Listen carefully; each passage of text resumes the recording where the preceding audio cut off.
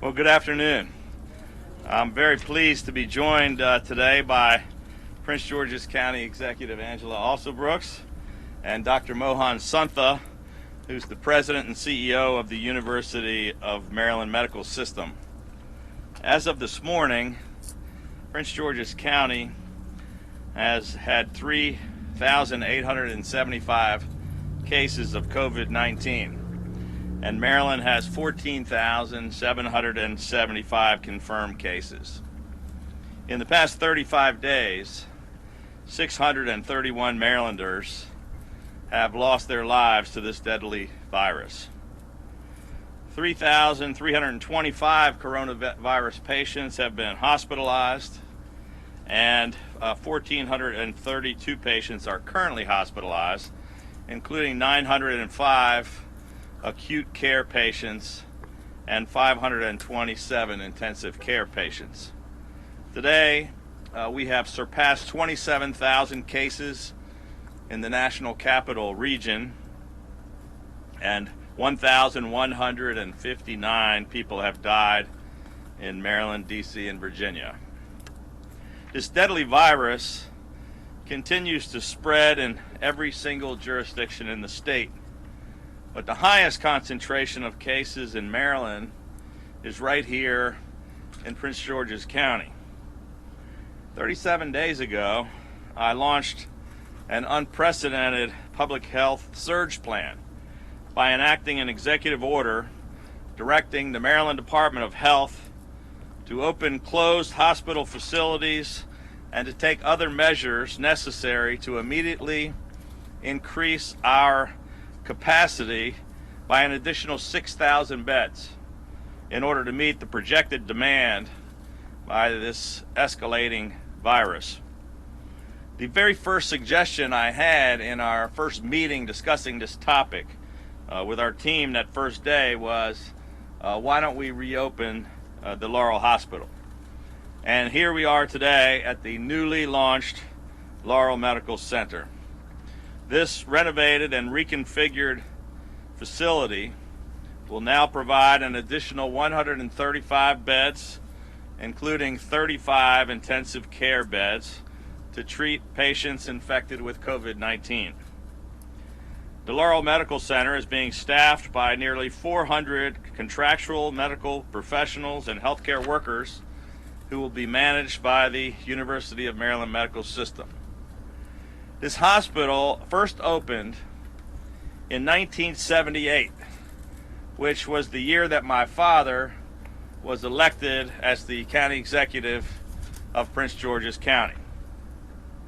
Over the years, this facility helped save many lives before it was downsized and downgraded. But now, with its rebirth, it is once again going to help us save lives, not just here in Prince George's County, but throughout the National Capital Region. Now, making this happen so quickly, months ahead of schedule, was a huge undertaking involving many, many people.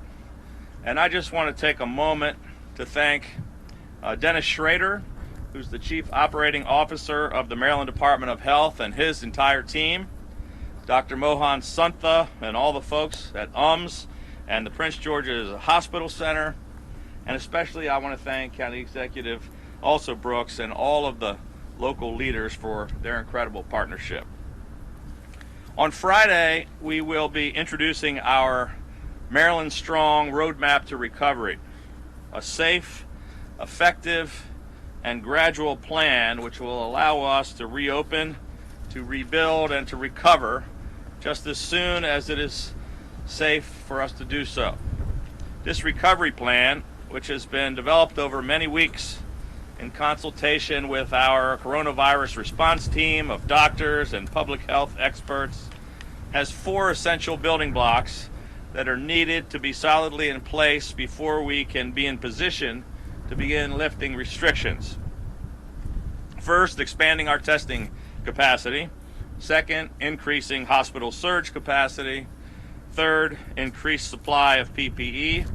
And fourth, a robust contact tracing operation. Our teams have been making significant progress in each of these criteria. On Monday, we announced a major breakthrough on the most critical part of both our recovery plan for Maryland and the reopening guidelines the President released a week ago, which is the capability of doing widespread testing. Maryland has successfully expanded our testing capability by over 5,000% over the past month. We've completed more than 76,000 tests to date.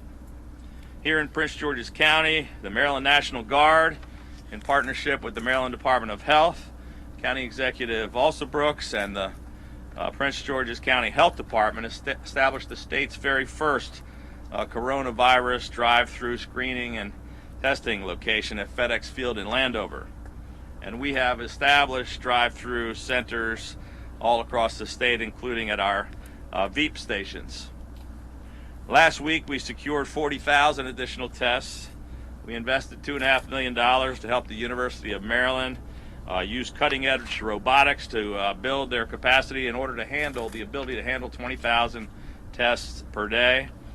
And on Saturday, through the success of our Operation Enduring Friendship, we received a payload of lab-gun COVID-19 PCR test kits from a South Korean company called Lab Genomics, which will give Maryland the capability of performing 500,000 coronavirus tests. This 500,000 test capacity is equal to the total amount of testing that has been completed by 4 of the top 5 states in America added together. We had a second plane load from Korea Air land at BWI this morning with another payload.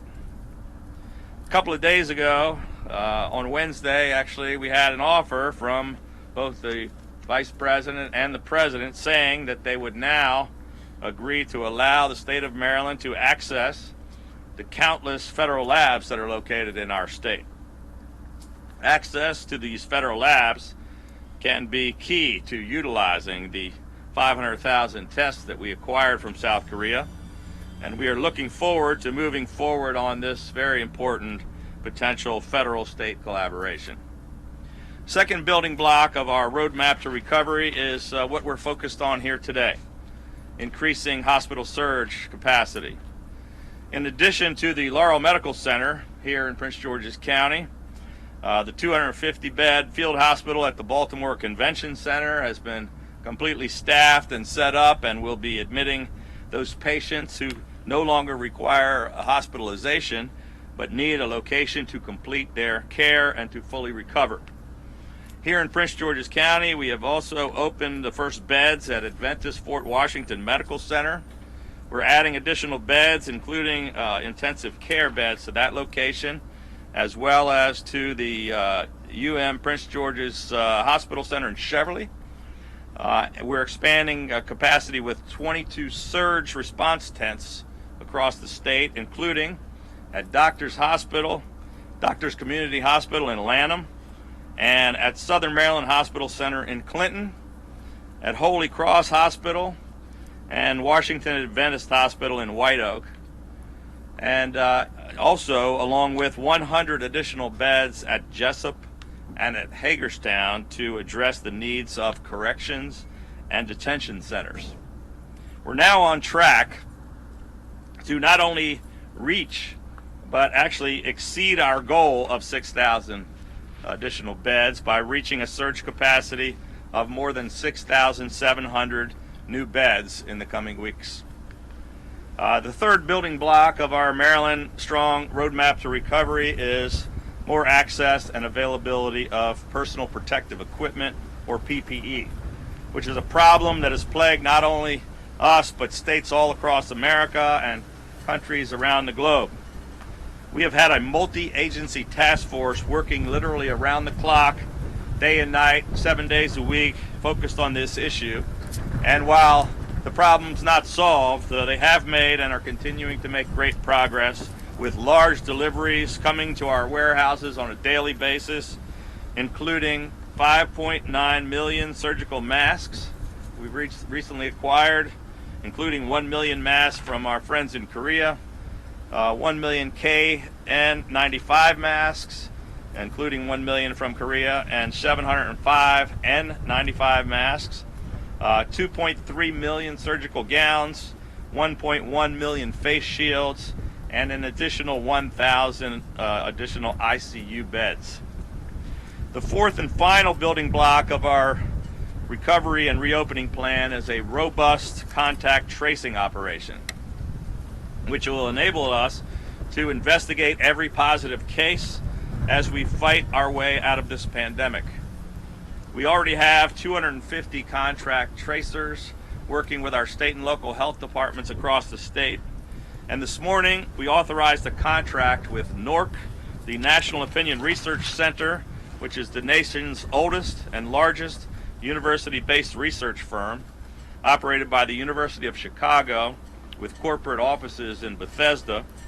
Under this agreement, we will quadruple our present disease investigation capability and ramping up to be able to contact 1,000 new cases per day. We are also today launching a new state-of-the-art contact tracing platform for the COVID-19 virus called COVID Link, which will assist in monitoring and collecting information about people who test positive for COVID-19 and individuals who they have come in close contact with to determine who needs to self-isolate and any other further steps that need to be taken to ensure that the virus is not spreading further. This innovative COVID Link platform will utilize medical data from the Chesapeake Regional Information System for our patients. It's called CRISP. Maryland's 1,000 contact tracers will be trained on this new technology to make sure that all information is collected in accordance with all regulations and guidelines for the security and privacy of all medical data. I want to thank Rhode Island Governor Gina Raimondo and Mayor Stephen Adler of Austin, Texas, who consulted with us on this initiative. I just completed another call today, our 16th call with the nation's governors, and as the chairman of the NGA, I continue to encourage states and counties and municipalities to work together to share best practices in order to identify the most effective and efficient ways to combat this pandemic. Our entire team has been working hard and making incredible progress on all four of these necessary building blocks so that as our numbers start to improve and look better, we will be in a position to safely reopen our state and get people back to work. With these crucial components now firmly in place, on Friday, we will be introducing our Maryland Strong Roadmap to Recovery, which will lead us safely out of this pandemic into a brighter and more hopeful future. And finally today, I want to just take a moment to recognize the many countless small businesses that have stepped up during this crisis to adapt their operations in order to help those in need. And you may have seen when I came out here, I was wearing this Maryland Strong mask that I wore to the press conference today. It's made by Route 1 Apparel, which was started here in Prince George's County in College Park in 2010 by University of Maryland student Allie Von Paris. Last month, Allie and her company generously donated their entire inventory of fanny packs to healthcare workers on the front lines, and then they pivoted their entire operation to making face masks. And so they're available at Route 1 Apparel's website, and for every mask that anyone buys, they also then donate a mask to Maryland healthcare workers and first responders. So much like the opening of this hospital that we're here for today, it's just another kind of shining example of the very spirit of our Maryland Unites initiative. It shows how anyone, how any institution or any small business or any individual Marylander can be a part of our efforts to save lives and to defeat this hidden enemy. And it is yet another reminder that we really are all in this together. And with that, I want to turn it over to the great county executive of Prince George's County, my friend, Angela also Brooks, who has been a terrific partner and is doing a wonderful job leading her state in this crisis. Thank you, Angela.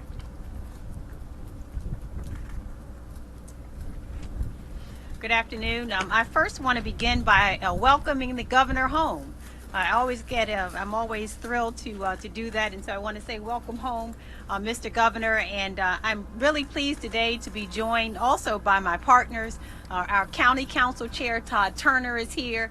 Vice Chair Calvin Hawkins is here. Councilmember Tom Dernoga, I know, is here as well. Senator Jim Rosapep is here, as well as Delegate Mary Lehman. I want to thank, as well as also the mayor of Laurel. Also want to say thank you so much for joining us today as well, Craig Moe. And so I want to thank Mr. Governor for being here, and to say how much we appreciate your leadership, how much we also appreciate all of the swift action that has been taken since our county and our state was engulfed in this crisis regarding the coronavirus.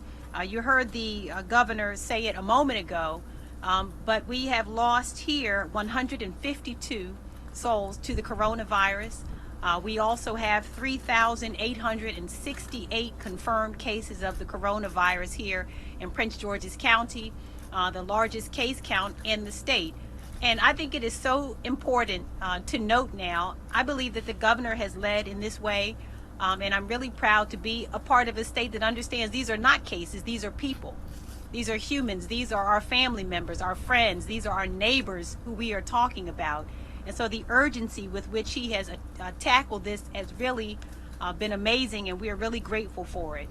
You heard that the governor right away upon hearing about these cases allowed for Prince George's County to be the first place in the state that stood up a screening and testing site, as we understood that there are too many in our county and in our state who are without health insurance.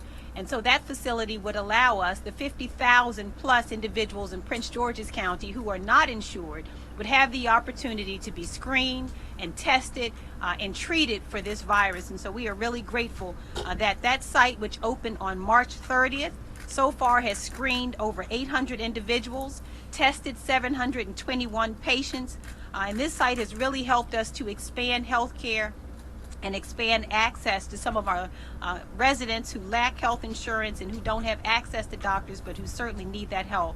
I'd also like to thank the state of Maryland's health department, which has been really instrumental in helping us to facilitate that site, as well as the National Guard and the United States Army. They've been wonderful partners. And we've seen also the need for additional testing. So as of last week, we expanded the capacity of that particular testing site to be able to administer at least 200 tests per time we were there. We're there 3 times a week, so 600 tests during that week, and we know that we will be able to continue to expand the testing capability thanks to the efforts of the governor, and I also should say our First Lady, who is amazing as well. We want to thank her also for the work that she did in getting us those additional tests. Their work at FedEx will also help us in contact tracing, which is a really crucial part of our efforts to flatten the curve, not only in Prince George's, but we know that we will also flatten the curve throughout the state. And in conjunction with that, I've been able to order an executive order regarding the wearing of face masks and ensuring that all of our essential workers, as well as those who are at our grocery stores and those who are driving transit in our county, would be safe, as well as we stop the spread of germs and stop the spread of this virus that is killing and making folks ill. Now, as we approach the surge, we knew that we would also need to expand hospital capacity. Prince George's County's infrastructure is new and transitioning, and so we knew that there would be a great need to expand hospital bed space. We knew that we would also need additional ICU space, and so we want to thank the governor for the additional beds that are open here, the 135 beds. And I have to tell you something that he said I love when we talked. He said, you know, I'm native Prince Georgian, and so when I heard that we needed those beds, without a second thought, I said, open up Laurel Hospital. You know, let's get it open. And so he was already familiar with Laurel, so now we're reopening floors 3, 4, and 5 here at the Laurel Hospital, which will lessen the stress on many of our existing medical facilities as we continue this fight. And I'm glad that the governor saw what we did, and that is that this hospital presents for all of us a really wonderful opportunity to be able to handle the surge as it occurs. We know that we are really still very much in the middle of this, and that will have great need in the coming weeks to be able to care for Prince Georgians in Prince George's County. And so to expand that bed space was really critically important to all of us. And finally, I say that as our citizens, they have many, many needs, and we are facing so many uncertainties at this time.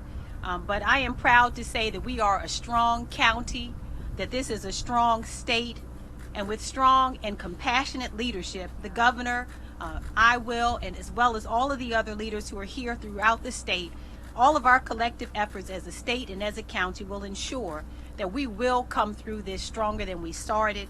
I want to thank you again for Mr. Governor for being here. I want to thank you for all the accessibility. The administration has been wonderful. I also want to thank Dr. Santha, who's been amazing for all of us, and we will get through this together. Thank you so much.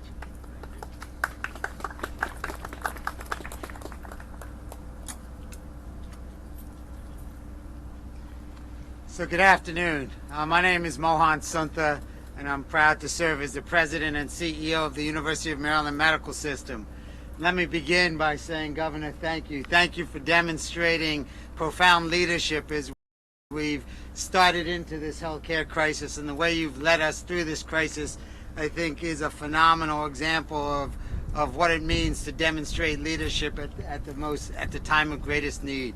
County Executive also Brooks, you, as a partner, you have been a staunch advocate for the needs of the community of Prince George's County, and together, I think today, what we're announcing here in Laurel, I think represents the power of partnership and the power of commitment to serve the greater good.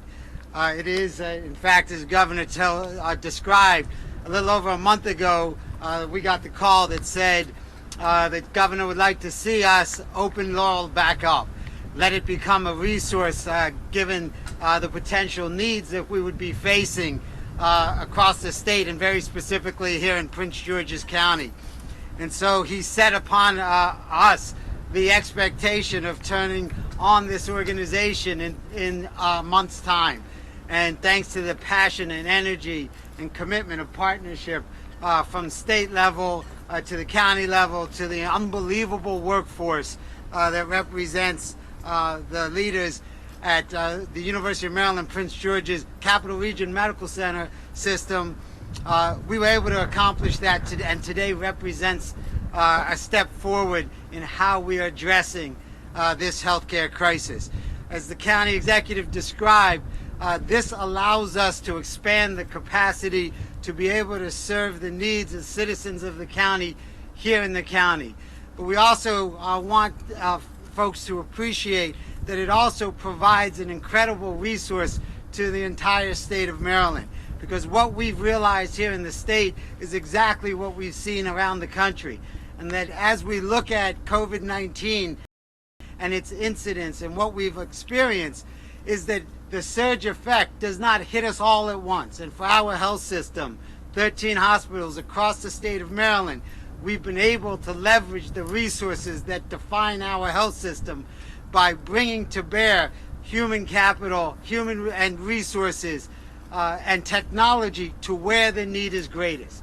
And so while that need today is here disproportionately in Prince George's County, what we know is that as we get on the backside of the peak of the surge here in Prince George's County, we'll be able to leverage this resource for the benefit of citizens across the state of Maryland. And so thank you on behalf of our entire organization. I also want to recognize the unbelievable leadership of the University of Maryland Capital Region Health System, Dr. Joe Wright, Dr. Trudy Hall, Min Godwin. They have put forth an unbelievable energy and effort while serving the healthcare needs of the patients and the community members who are coming to us, to make sure that this effort could in fact be operationalized in the time frame that we all worked hard to accomplish. So on behalf of the health system, thank you, and we look forward to continuing to serve the needs of the county and of the state.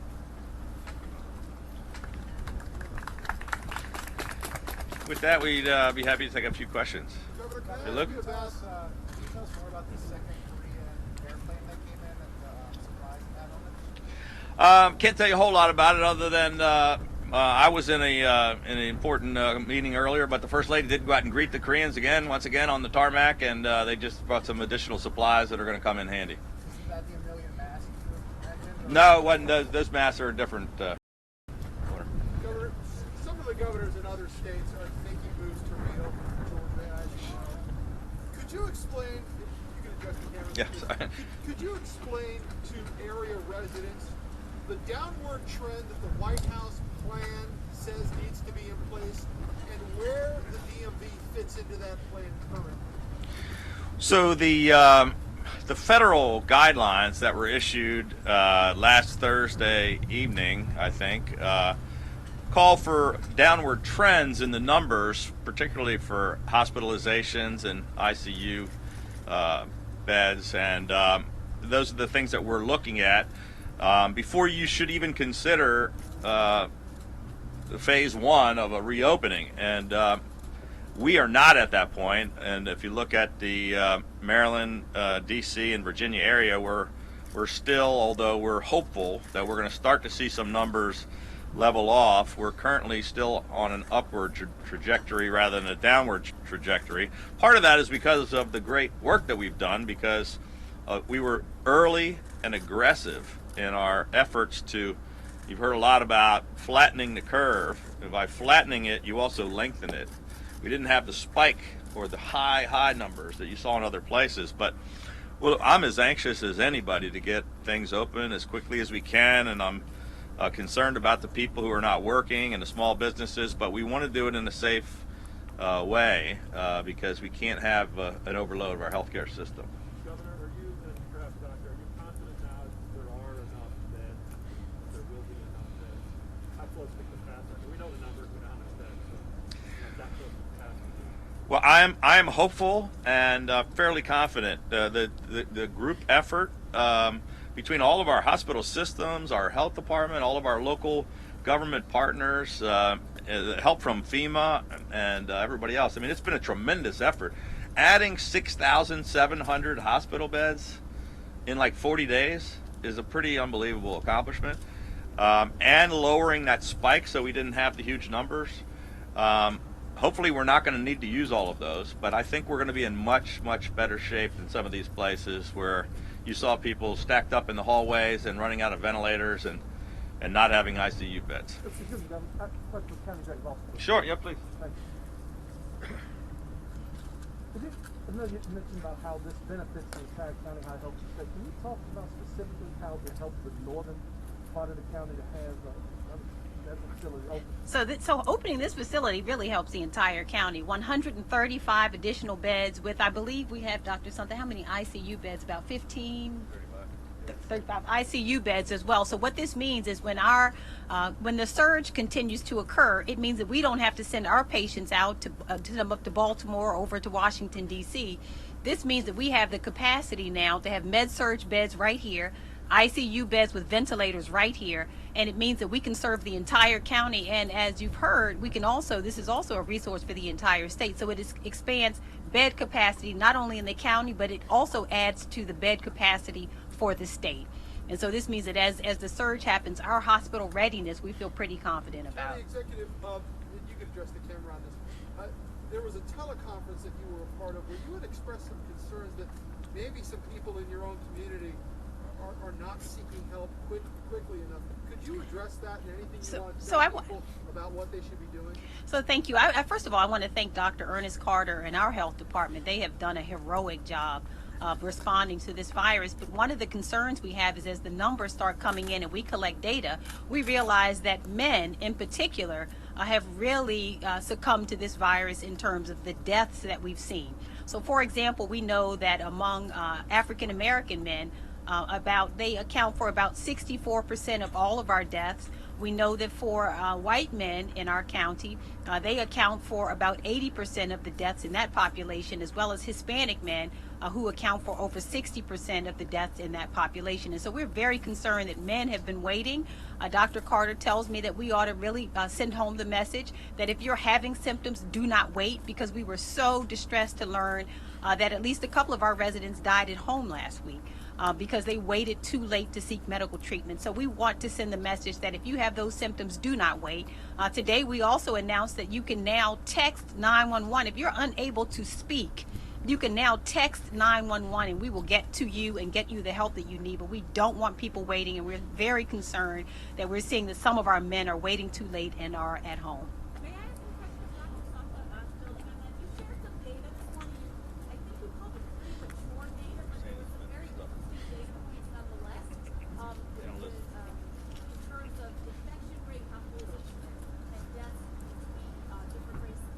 So far. Right, so what we described this morning was the early experience within our medical system. And the reason we described it as early is because we recognize where we are in the peak relative to data that's come from other parts of the country with more mature experience. And so the point of what we were describing today is that while we see differences in rates of infection based on race, right now we are not seeing differences based on in mortality and in hospital stay, but we know that's very early data compared to what you're seeing from around the country. So we would not want anybody to misunderstand that data. Dr. Santa, how are you concerned about a second wave of this? And how are you preparing, even to the governor, now that this information is out, that the second wave could be worse than the first? So I think health systems from around the state are partnering in the way we've done it to this point with state officials, with county officials, with local health departments to ensure that we continue to maintain a focus on the needed resources based on the incidence of the disease that we're able to understand now in our communities better than we were a few weeks ago. As we expand our testing capacity outside the walls of the hospital, that will also allow health systems to better prepare the needed resources for what we have coming as we get on the backside of this peak. Governor Hogan, a question for you. Sir, you used a lot of really big numbers. You said millions several times when you were describing the number of equipment that you have, and you also said that that was still not quite enough. Roughly, what percentage of what you need do you have today? Yeah, that's a great question that I don't really know the answer to, and I'm not sure we have any experts here that could answer the exact percentage of what we need. But there's been a terrible shortage of PPE in hospitals and systems and in states across the country. The federal stockpiles were depleted, and that's improving everywhere. We're getting more assistance from FEMA, and we're getting more companies ramping up production. We're buying things all over the world, so we have things from China, from Korea, from companies everywhere, but it's still not quite enough, and hospitals are still stretched with the stuff that they need. They're able to operate right now, but if we have a peak, we're pouring stuff in literally every day and every night, and it's going out the door as fast as it's coming in. So we're just, I would say, keeping up with a almost adequate supply, but it's like digging into sand. It goes in and out, and we need more. And the president's finally utilizing the Defense Production Act to start producing swabs, which is good because there was only one company apparently in the world doing it. It was in Italy, and Italy, you know what happened there, so they weren't doing it. We've had a lack of supply of things like masks, which doesn't seem that complicated, N95 masks, but they don't have them anywhere in the country. So, but it's getting much better. I don't have a percentage of where we are. We're feeling much more comfortable than we were. We've made huge improvements, but I would say we have a long way to go. Governor, how many other fellow governors have asked you, hey, can you get me some masks from Korea? Has anybody asked that question over?